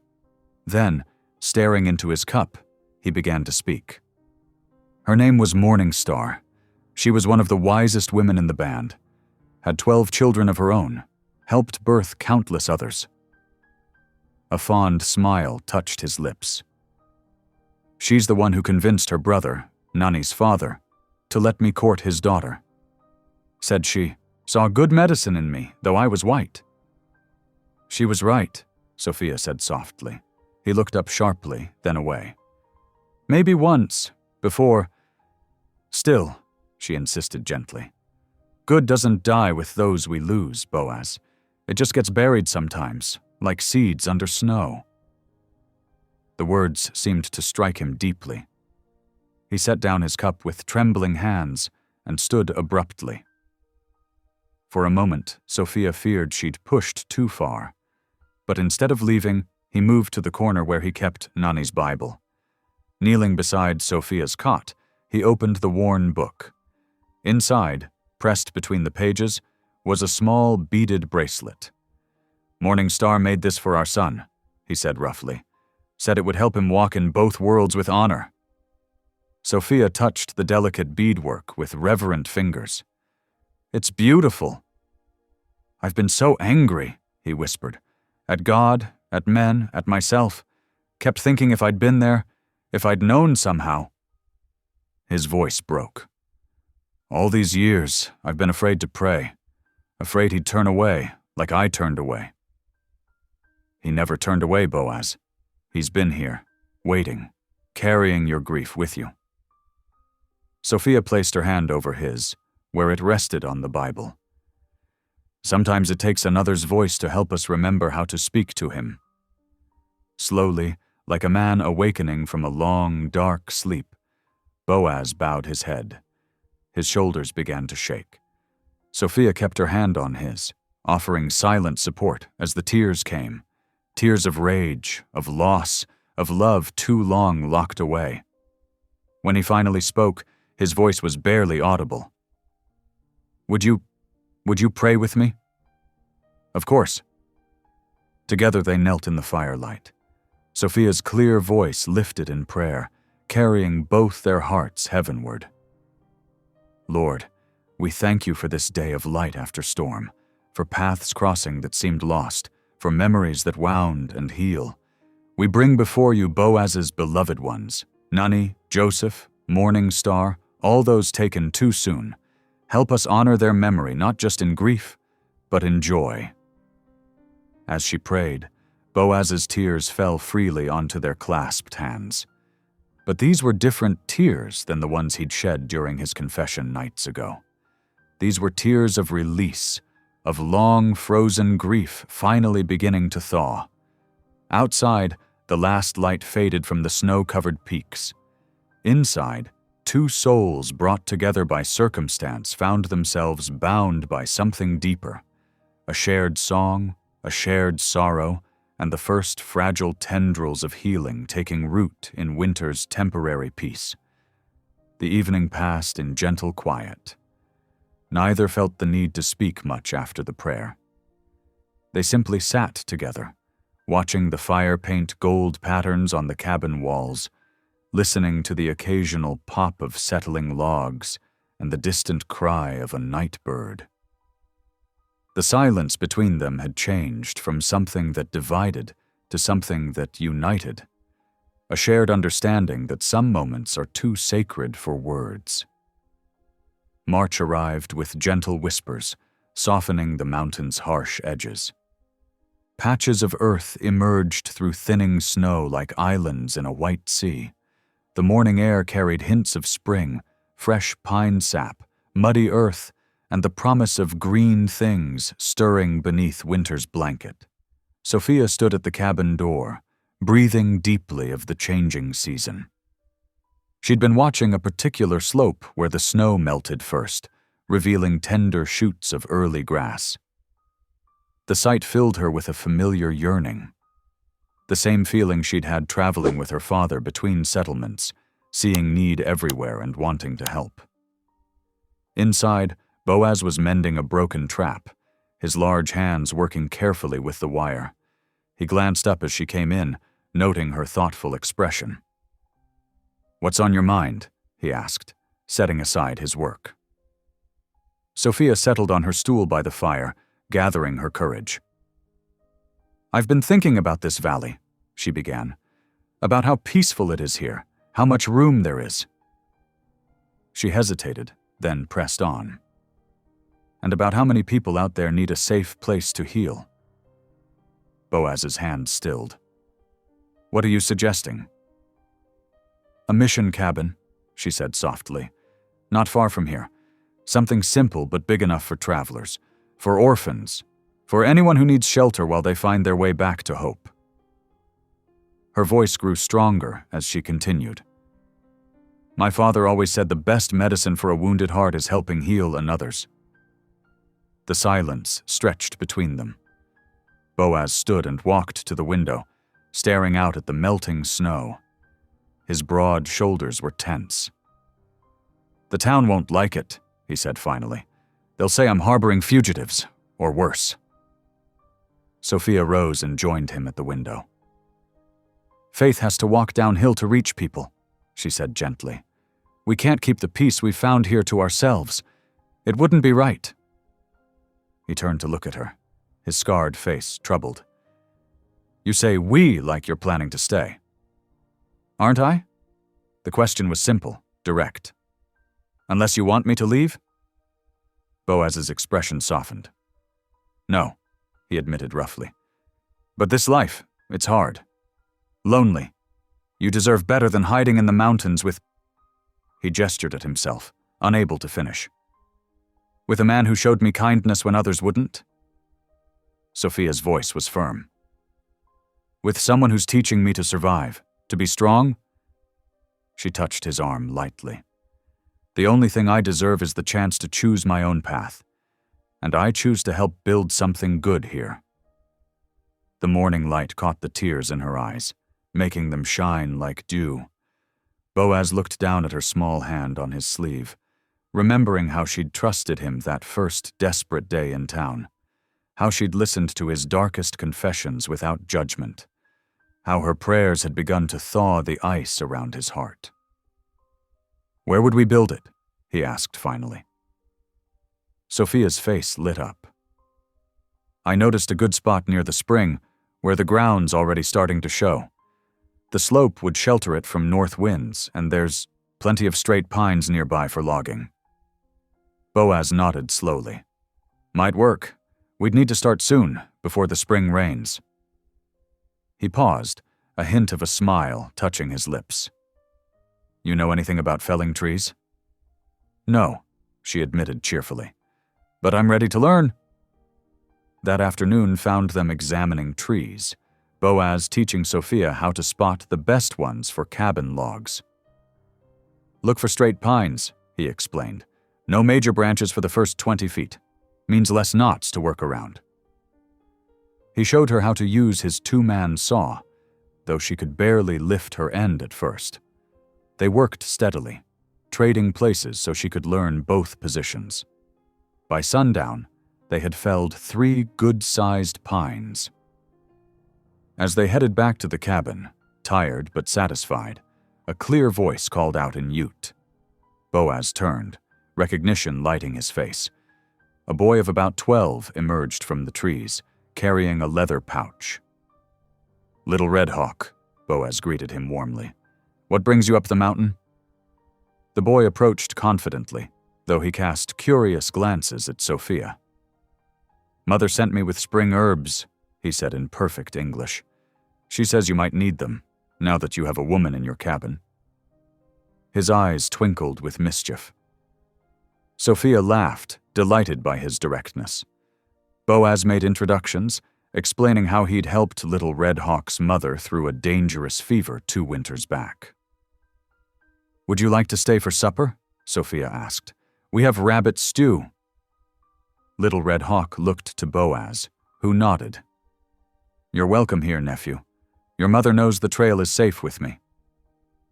Inside, while Sophia stirred the stew and added some of the dried herbs, Little Red Hawk told stories about winter in his people's camp. He was a natural storyteller, mixing Ute words with English, using expressive gestures that made even Boaz smile. "The elders say this will be a good spring," the boy reported. "Many new babies in the camp. Even the deer are having twins." "New life everywhere," Sophia mused, serving up 3 bowls of stew. "Like this mission we're planning to build." Little Red Hawk's eyes brightened with interest. "A mission? Like where the priests stay?" "Similar," Sophia explained, "but simpler. A place for travelers who need rest, for children without families, for anyone who needs to heal." The boy considered this as he ate. "Good medicine," he said finally. "My grandfather says the mountain has been too lonely since Boaz's grief. It needs children's laughter again." Boaz's spoon clattered against his bowl. Sophia held her breath, but he didn't withdraw as he once might have. Instead, he asked softly, "What else does your grandfather say?" "He says the spirits of your family walk these trails still, watching over travelers. He says they would be happy to see you building again." Little Red Hawk spoke matter-of-factly, but his eyes were kind. "Mother says the same. That's why she sends me with herbs, to remind you you're still family." Sophia watched as something eased in Boaz's stance, like a knot slowly untying. "Your mother is wise," he said roughly. Tell her I'm grateful for remembering." They finished the meal in comfortable silence. Afterward, Little Red Hawk helped them clear the dishes, then asked if they could pray together before he left. "Mother says your God and our spirits both listen when hearts speak true." They joined hands in a circle by the fire. White man, white woman, and Ute boy, while Little Red Hawk offered a prayer in his own language, followed by Sophia's gentle words in English. The moment felt sacred, like a seal being placed on their shared purpose. When the boy left, promising to visit again, Sophia sat at the table with paper and ink she'd brought from town. "I should write to Mary Wren," she said. "Let her know what we're planning. She might help once the trail clears." Boaz nodded, remembering the widow's kind eyes that day in town. "She's got influence with the women. Might make things easier." Sophia wrote carefully by lamplight, choosing her words with care. "Dear Mrs. Wren, I pray this finds you well. The mountain air has been good medicine for body and soul. What started as shelter from a storm has become something more, a chance to build new purpose from old pain. We're planning to construct a mission cabin here in the valley, a place of refuge for those who need it. I remember your gentle heart behind your stern manner, how you watched that day in town. Perhaps when the trail clears, you might visit? There's room for more hope here than anyone suspected. With respect and gratitude, Sophia Bell Rowe." She sealed the letter, planning to send it with Little Red Hawk on his next visit. When she looked up, she found Boaz watching her thoughtfully. "What is it?" she asked. "You said we again," he observed, "like it's settled." "Isn't it?" She met his gaze steadily. "Unless you've changed your mind about the mission?" He shook his head slowly. "No. Watching you with the boy today, hearing him speak of family and spirits and prayer like they're all part of the same cloth." He struggled to find the words. "Makes me think maybe there's more than one way to make peace with the past. Through love, rather than isolation," Sophia suggested softly. "Through grace rather than guilt," he agreed, and for the first time since she'd known him, his smile reached his eyes. They spent the evening planning, sketching the mission's layout in the dirt floor with a stick. It would be larger than Boaz's cabin, with a main room for gathering and smaller sleeping spaces. They would need to build before the summer rains, but with Little Red Hawk's help spreading word, they might find willing hands among both settlers and Utes. As Sophia banked the fire for the night, She felt hope rising in her chest like sap in the warming pines. This valley had already worked one miracle, thawing a frozen heart. Perhaps it could work another, building bridges between peoples who had forgotten how to trust. "Thank you," she said quietly to Boaz's broad back as he checked the door latch one final time. He turned. For what? For being brave enough to try again, to build something new. He was silent for a long moment, his face softened by shadow and firelight. "Thank you," he said finally, "for showing me how." Outside, the spring wind whispered through melting snow, carrying dreams of new beginnings. Inside, two souls who had found each other by chance began planning a future, built not from duty or desperation, but from choice and hope and healing grace. The last patches of snow had melted from the valley when Mary Wren's wagon appeared on the mountain trail. Sophia spotted it first, the flash of sun on metal catching her eye as she hung washing between two young pines. She shaded her eyes with one hand, watching the steady approach. "Boaz," she called toward the half-built mission cabin. "We have company." He emerged from the doorway, wiping sawdust from his hands. They had been working since sunrise, fitting floor joists for what would become the main gathering room. The walls were already taking shape, fresh-cut logs stacked and notched with careful precision. Mary Wren's bay horse picked its way carefully up the last stretch of trail. The wagon behind it was loaded with barrels and crates, canvas stretched tight across the top. As it drew closer, Sophia could see the older woman perched on the seat, her usual stern expression softened by exhaustion from the journey. "Land's sake, child," Mary called out as she drew the wagon to a halt. "When you wrote about building something up here, I didn't expect to find a proper raising already begun." Boaz stepped forward to help her down from the high seat. Mary's boots had barely touched earth before she was pulling Sophia into a fierce embrace. "Let me look at you," she said, holding Sophia at arm's length. "Mountain air agrees with you, I see. There's color in your cheeks again." "It's the work," Sophia smiled. "Building gives purpose to each day." Mary's eyes traveled over the construction site, taking in the neat stacks of lumber, the stone foundation already laid. "So I see. Though I reckon that's not all that's given you purpose." Her gaze flickered meaningfully between Sophia and Boaz. Sophia felt heat rise in her cheeks. "Mrs. Wren." "Mary," the older woman corrected. "After that letter you wrote, I reckon we're past formalities." She turned to Boaz. "Mind helping me unload? I've brought supplies. Flour, salt, coffee. Some tools that might prove useful." They spent the next hour emptying the wagon, carrying provisions into Boaz's cabin, and sorting through Mary's contributions. She had brought more than mere supplies.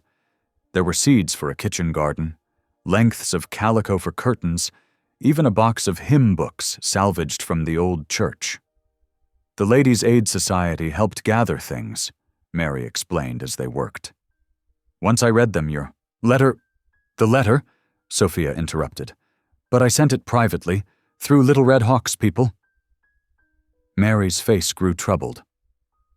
"Ah, that's part of what I came to tell you about." She straightened, brushing dust from her skirts. "Perhaps we should sit. There's news from town you need to hear."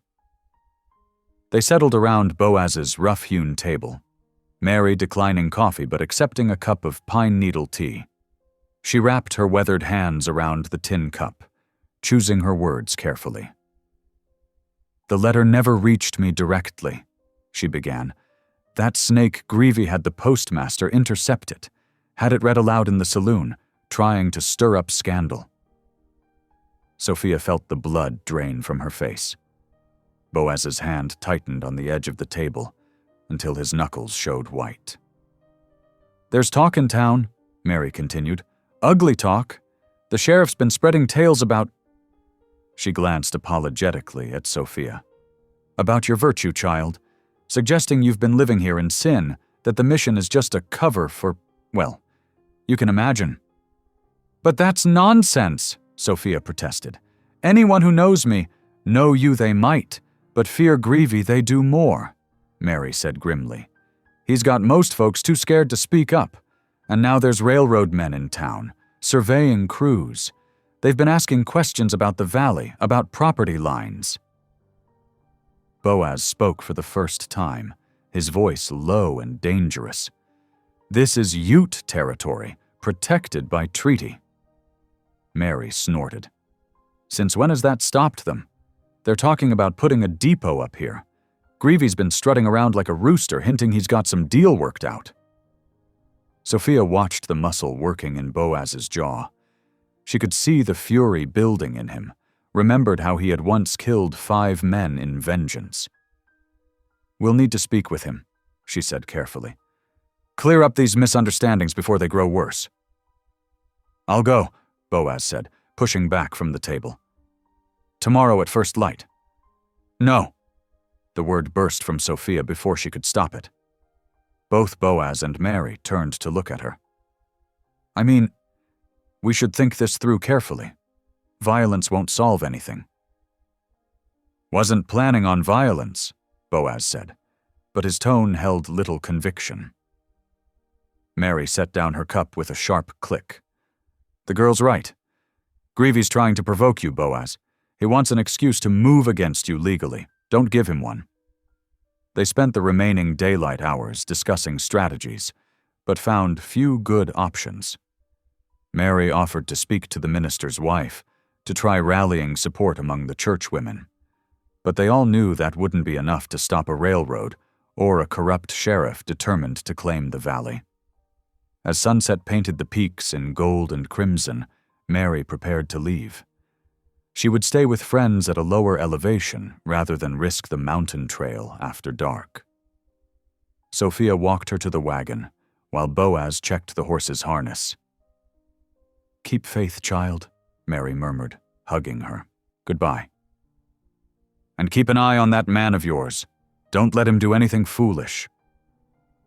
"He's not my—" Sophia began, then stopped at Mary's knowing look. "I'll try. Thank you for coming, for warning us." They watched until the wagon disappeared around the first bend. When Sophia turned back, she found Boaz checking his rifle, running an oiled cloth along the barrel with practiced hands. "Please," she said softly, "don't go armed tomorrow." He didn't look up. "Man needs protection in town these days." "Not that kind." She crossed to him, laying her hand over his where it gripped the weapon. "You told me once that God doesn't give up on the mountain men. Don't give up on yourself now." His shoulders tensed, then slowly relaxed. But he didn't make the promise she sought. That evening, after a quiet supper, Sophia found herself unable to sleep. She sat by the fire, watching shadows dance on the walls and remembering the peace they'd found here. The thought of losing it to greed and gossip made her heart ache. Near midnight, she heard Boaz stir from his bedroll near the door. Without speaking, he came and knelt beside her chair. For a long moment, they simply sat in silence, watching the flames. Finally, Sophia began to pray aloud, her voice barely more than a whisper. "Lord, guard his heart tomorrow. Help him remember that your strength isn't measured in gunpowder but in mercy. Guide his words. Keep his hands clean of violence." She felt Boaz's forehead come to rest against her knee, felt the tremor that ran through his powerful frame. Her own tears fell silently as she continued praying, her fingers finding their way into his graying hair. They stayed that way until the fire burned low, two souls united in their fear and faith, their foreheads nearly touching as they sought guidance in the darkness. When dawn began to pale the eastern sky, Boaz rose without a word and began saddling his horse. Sophia watched from the doorway as he mounted up, the first rays of sun catching on his silver-shot hair. He looked down at her for a long moment, his face unreadable. "I'll be back before sunset," he said finally. She nodded, not trusting her voice.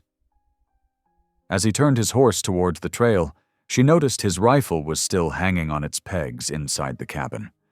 But she had seen him strap on his pistol before dawn, and she knew the weight of it rode heavy on his hip as he disappeared into the morning mist. Dawn painted the mountains in shades of amber and rose as Boaz McCrae guided his horse down the steep trail toward Silver Fork. The early morning air bit sharp and clean, carrying the last whispers of winter despite spring's growing hold on the valley. His pistol rode heavy on his hip, a weight he'd hoped never to carry again. The town emerged from the morning mist like a collection of toy buildings scattered by a child's careless hand. Smoke rose straight and thin from a dozen chimneys, and the sharp ring of the blacksmith's hammer echoed off the surrounding hills. Boaz noted how people hurried to clear the street as he approached, mothers pulling children aside, men finding sudden interest in storefront windows. He dismounted outside the sheriff's office, his boots raising small clouds of dust from the packed earth. The wooden building slouched between the general store and the telegraph office, its weathered boards and crooked sign a testament to neglect rather than age. Through the grimy window, he could see Sheriff Orlin Greevy bent over his desk, apparently absorbed in paperwork. Boaz took a deep breath, remembering Sophia's prayers from the night before. His hand moved unconsciously to touch the spot on his knee where her tears had fallen. With deliberate care, he removed his gun belt and hung it on his saddle horn. Then he pushed open the door. The hinges creaked, announcing his presence. Greevy looked up, a slow smile spreading across his face like oil on water. "Well, if it ain't the Bear of the Divide himself. Come down from your den at last?" "Sheriff." Boaz's voice was level, controlled. He remained standing, filling the doorway with his broad frame. Greevy leaned back in his chair, boots propped on the desk corner. "Heard you've been playing Mission Father up there. Or maybe it's husband you've been playing at." The insinuation dripped from his words like poison. "Miss Rowe is under my protection," Boaz said. "Nothing more." "Protection?" Greevy barked a laugh. "That what they're calling it these days? Tell me, does she pray for your soul before or after she—" "Enough." The word fell between them like a stone in deep water.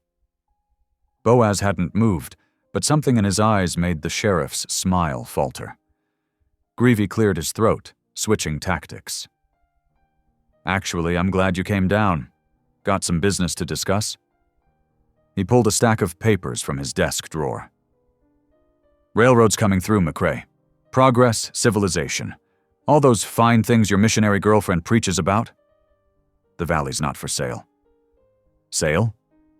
Greevy's eyebrows rose in mock surprise. "Oh no, we're talking about eminent domain, for the public good, you understand. The railroad needs that pass. That land is protected by treaty. Treaties change." Greevy spread the papers on his desk. "Sign here, and we can make this simple. Railroad's offering fair compensation, more than fair, considering it's mostly worthless rock and trees up there." Boaz didn't move. "No." The sheriff's face hardened. "Don't be a fool, McCrae. This is happening whether you like it or not. Only question is whether you walk away with something in your pocket or nothing at all. That land isn't yours to take. No?" Greevy pulled another document from the stack. "Maybe this will change your mind." He held up a yellowed paper covered in precise handwriting. "Seems your lady friend has been less than honest about her dealings in town. Got proof right here she borrowed against her daddy's cabin. $500 plus interest. That's criminal fraud in these parts." Boaz's hands clenched into fists at his sides. "That's a lie." "Is it?" Greavy's smile returned, sharp as a knife. Got her signature right here. Judge will be mighty interested to see it. Fraud's a hanging offense, you know. Unless… He let the word hang in the air between them. The muscle in Boaz's jaw worked as he fought for control. His right hand twitched toward the empty holster at his hip. "Show me," he ground out. Greavy held up the paper, but when Boaz reached for it, he pulled it back. "Careful now. This is evidence in an ongoing investigation." Boaz slammed his fist down on the desk, making the inkwell jump and scatter black drops across the papers. "That document's forged, and you know it." "Prove it," Greavy's voice held triumph. "Course, if you were to sign over the land rights, maybe this evidence would just disappear. Your choice, McCrae. The land or the lady." For a long moment, the only sound was the ticking of the wall clock and Boaz's heavy breathing. His hands opened and closed at his sides, every muscle in his body straining toward violence. But Sophia's voice echoed in his memory. "Your strength isn't measured in gunpowder, but in mercy." Finally, he stepped back from the desk. "We'll see what the territorial office has to say about this." "By all means." Greavy's smile never wavered. "Roads should be clear in a week or two. I'm sure Miss Rowe will be perfectly comfortable in the jail until then." "You touch her," Boaz's voice dropped to a dangerous whisper, "and no law in this territory will protect you." He turned and walked out, leaving the threat hanging in the air behind him. Outside, the morning sun had climbed higher, burning away the last of the mist. People still scurried to avoid his gaze as he mounted up and turned his horse toward the mountain trail. The ride back seemed longer, each step of his horse carrying him further into dark thoughts.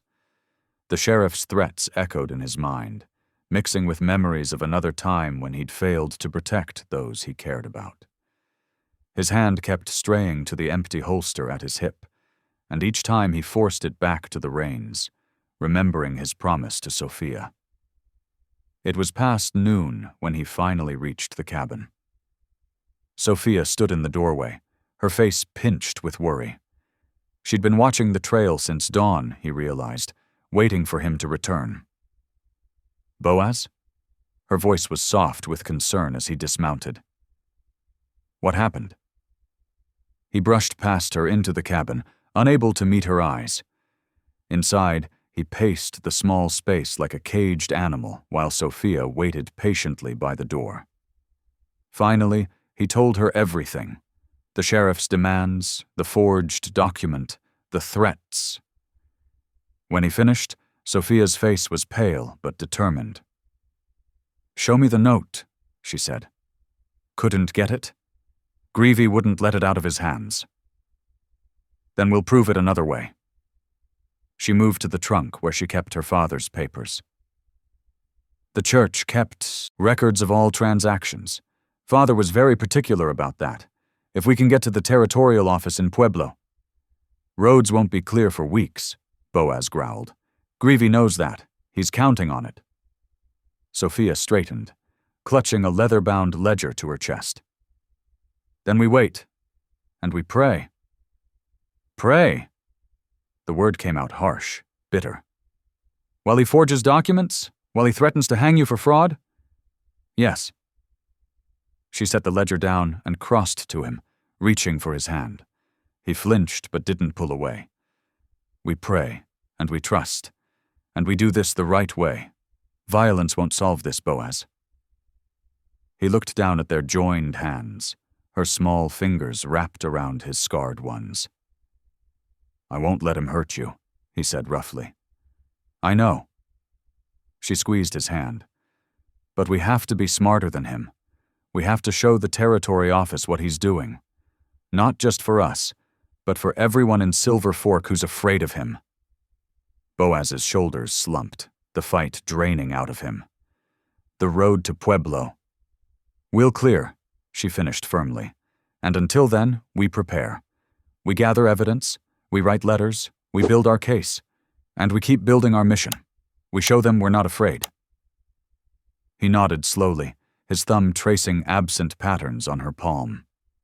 The touch anchored him, kept the darker impulses at bay. "Still don't like waiting," he admitted. "I know." She smiled up at him. "But sometimes waiting is the bravest thing we can do." They spent the rest of the afternoon reviewing her father's papers, organizing documents that might help their case. As the sun began to set, painting the cabin walls in warm gold, Sophia's quiet humming filled the space. Not a hymn this time, but a gentle lullaby. The same one that had once soothed his wife, his child, now offering peace to his troubled soul. Boaz watched her work, her head bent over the papers, and felt something shift inside him. This wasn't just about protecting her anymore, or even about keeping his land. It was about building something new from the ashes of his past. Something based on faith rather than fear, on mercy rather than might. The sheriff's threats still hung over them like storm clouds, and the road to justice stretched long and uncertain ahead. But as darkness settled over the valley, Boaz found himself hoping, truly hoping, for the first time in years. Not in his own strength anymore, but in something greater. Something that might just be strong enough to overcome even the darkest shadows from town. The morning air held the first hint of spring as Boaz and Sophia prepared for their journey. Dawn painted the snow-covered peaks in shades of rose and gold while they loaded supplies onto a small wooden sled. Sophia had sewn a bundle of documents into an oilcloth packet, protecting the precious papers from weather and wear. "Reckon we got enough hardtack to last?" Boaz asked, securing the last rope around their provisions. Sophia nodded, adjusting her father's old wool scarf around her neck. 6 days' worth, plus dried beef and coffee. She patted the mule's neck as Boaz hitched him to the sled. "Will he manage the weight?" "Old Jack here's carried heavier loads through worse conditions." Boaz's voice held gruff affection as he checked the harness one final time. The mule's breath steamed in the cold air, his long ears twitching at familiar voices. They set out as the sun cleared the eastern ridge, leaving the cabin locked tight against whatever storms might come. The trail south toward Pueblo started as a gentle descent through pine forest, the sled's runners creaking over patches of crusty snow. Sophia walked beside Boaz, her steps matching his longer stride as they followed the winding path down from the high country.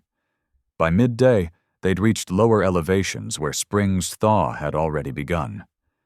The trail turned muddy in places, forcing them to pick their way carefully around boggy patches. Stands of aspen showed the first green buds on their branches, and here and there, tiny purple wildflowers pushed through melting snow. "Look there," Sophia pointed to a cluster of early blooms. "Mountain iris. Father always said they were God's promise that winter can't last forever." Boaz glanced at the flowers, then at her hopeful face. "Your father sounds like he was a wise man." "He was." She smiled, though her eyes grew distant. "He would have liked you, I think. He always said the strongest faith grows in the hardest places."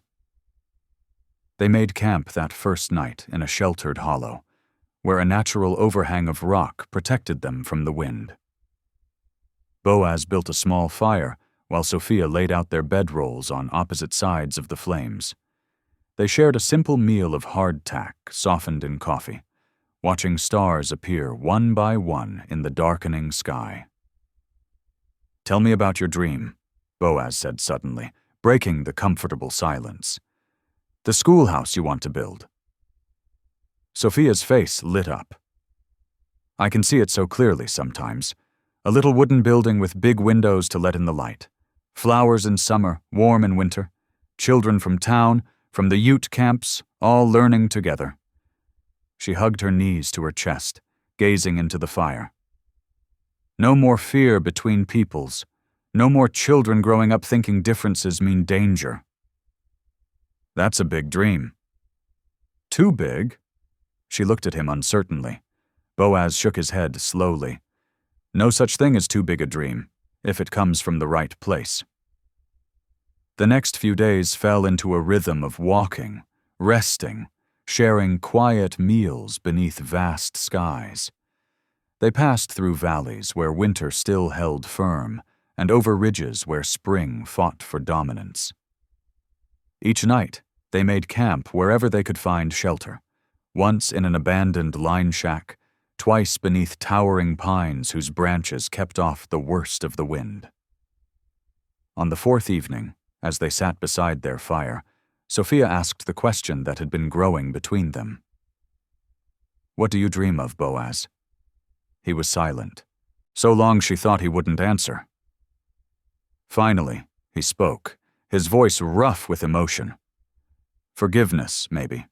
Not just receiving it, giving it, too. He poked at the fire with a stick, sending sparks dancing upward. Been carrying hate so long it's like a stone in my chest, getting heavier every year. And now? Now? He looked across the flames at her. Now I'm starting to think there might be something better to carry. They reached Pueblo on the fifth day, the town's wooden buildings rising from the prairie like ships at anchor. The territorial office occupied the ground floor of a red brick building, its windows gleaming in the morning sun. Inside, a thin clerk with ink-stained fingers examined their papers with exaggerated care. His eyes widened as he studied one particular document. "This handwriting, I know it. Reverend Bell's, isn't it? Used to see it every month on the mission reports." Sophia leaned forward eagerly. "Yes, that's my father's hand. Then you can verify—" "Oh, yes." The clerk nodded, adjusting his spectacles. "Clear as day. This deed shows the land was deeded to the church mission fund, but—" He held up one finger. "Protocol requires certification from the territorial capital. Must send to Denver for verification and official seal." "How long?" Boaz's question came out more like a growl. The clerk seemed to shrink slightly. 3 weeks, maybe 4. By mail coach, you understand. Weather permitting." Sophia laid a gentle hand on Boaz's arm. "We knew it might take time," she reminded him softly. The clerk cleared his throat. "I can give you a preliminary finding, though. Unofficial, but it might help keep things calm until the formal certification arrives." They left the office with the clerk's written statement tucked safely away with their other papers. The sun was setting as they began the long journey back to Silver Fork, painting the sky in bold strokes of orange and purple. That night, they made camp in a grove of cottonwoods beside a shallow creek. The air was warmer here in the lowlands, carrying the scent of damp earth and growing things. Sophia sat cross-legged by the fire, writing in her father's old journal while Boaz tended to the mule. "What are you writing?" he asked, settling onto his bedroll. "Everything," she replied without looking up. "The clerk's words, the deed, the way your land was marked on the territorial maps, every detail that might help prove the truth." "Truth's a powerful thing," Boaz mused. "Maybe more powerful than lies, in the end." "It has to be."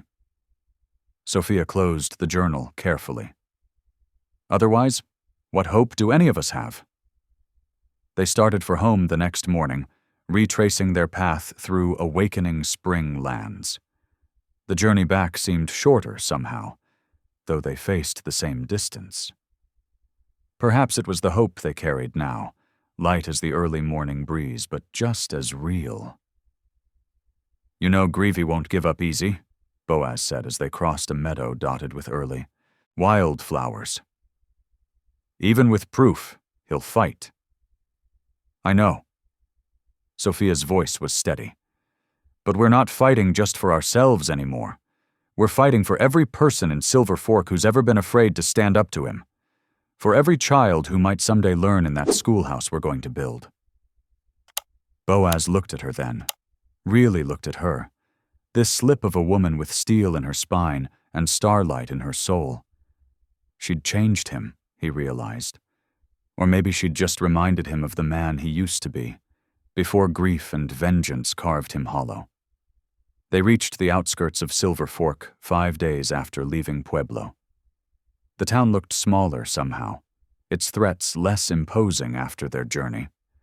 But danger still lurked behind its windows and wooden walls, waiting to see what truth they'd brought back from the territorial office. Sophia straightened her shoulders as they approached the first buildings. "Whatever comes next," she said quietly, "we face it together." Boaz nodded, feeling the weight of the clerk's preliminary finding in his pocket. It wasn't everything they needed, but it was a start, a foundation to build on, like the schoolhouse in Sophia's dreams, or the forgiveness he was learning to believe in again. The sun was setting behind them as they made their way up the muddy street, casting their shadows long before them. They were tired, dusty, saddle-sore, but they carried something precious back with them. Not just hope for justice, but the first real proof that prayers could be answered, that dreams could take root even in the hardest ground. They had found what they sought in Pueblo, even if they had to wait a few more weeks for official confirmation. But more importantly, they had found something on the journey itself. A shared purpose stronger than fear, a faith tested by trial, but unbroken. The clerk's preliminary finding might not be enough to stop Greevy immediately, but it was a beginning. Sometimes, Sophia had said during their journey, beginnings were the most important part of any story. They were the moment when possibility first opened its eyes, when change first drew breath. As they passed the sheriff's office, lights still burning inside despite the late hour, both knew the real test still lay ahead. But they were ready for it now, armed with truth and strengthened by the miles they'd traveled together. The late March sun beat down as Boaz and Sophia worked together on the cabin's leaking roof. He showed her how to layer pine shingles while sharing quiet conversation about their hopes for the mission house. The thunder of hoofbeats shattered their peace. 3 armed deputies rode up, rifles drawn.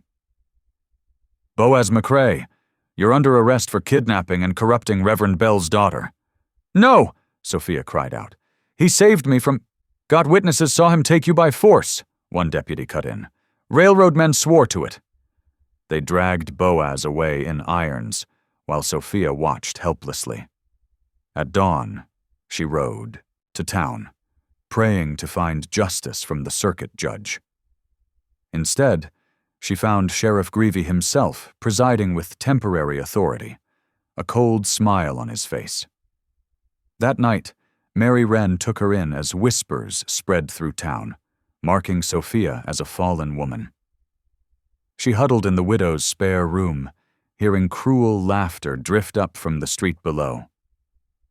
Through bitter March days, Sophia walked Silver Fork's muddy streets, knocking on every door. Some slammed in her face, but she persisted, telling how Boaz had sheltered her from injustice. Mary Wren joined her crusade, her weathered voice carrying weight as she reminded folks of the time Boaz had pulled 3 miners from winter's deadly grip.